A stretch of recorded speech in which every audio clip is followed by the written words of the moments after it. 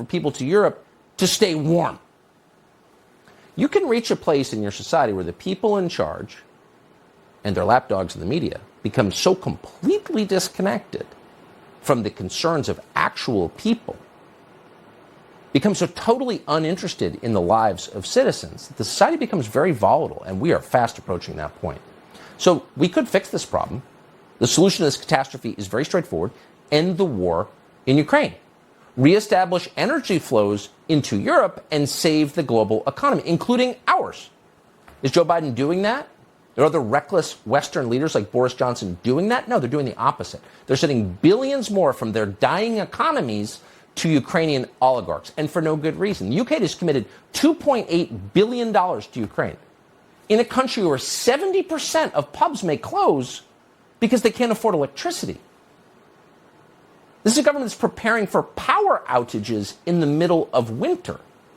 As The Guardian reported, under the government's last reasonable worst-case scenario, officials believe the UK could experience blackouts for several days in January if cold weather combines with gas shortages to leave the country short of power. Well, of course cold weather will combine with gas shortages, because that's when people use gas, when the weather is cold.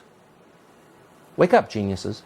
And it's not just happening in the UK. Again, it's happening everywhere. Spain has just approved more than 50 million euros for Ukraine, and that's not including funding for military hardware.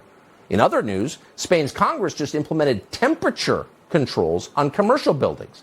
Air conditioning must be no cooler than 27 degrees Celsius. That's 80 Fahrenheit, by the way, in case you don't live there in August. After 10 p.m., shop windows in unoccupied public buildings won't be lit. How about Italy?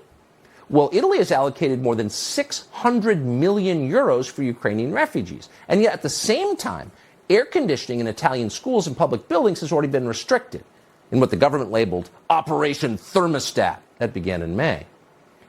Italy's Ukraine funding is a lot, but it's not quite as much as France. France has sent more than $2 billion U.S. to Ukraine. And at the same time, France is fining shopkeepers for keeping their doors open and running their air conditioning so we can send more weapons to one of the most corrupt governments in the world. In France, illuminated signs are banned from 1 a.m. to 6 a.m. For our part, the United States has sent more than $10 billion in military aid. That's 19 packages of weapons, to what Mitch McConnell tells us is the most important thing in the world. Congress has approved more than $30 billion in additional spending. So how is all that spending working out? Are we winning the war in Ukraine?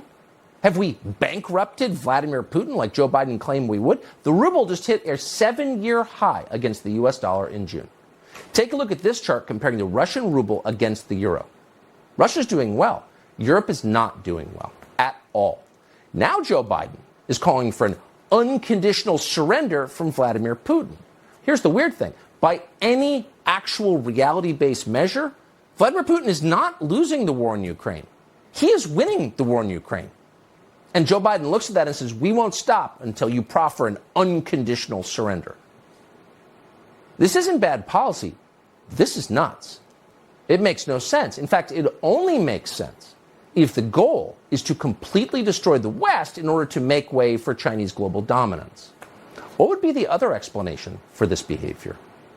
Retired Army Colonel Doug McGregor joins us tonight to assess all of this. So Doug, I'm just wondering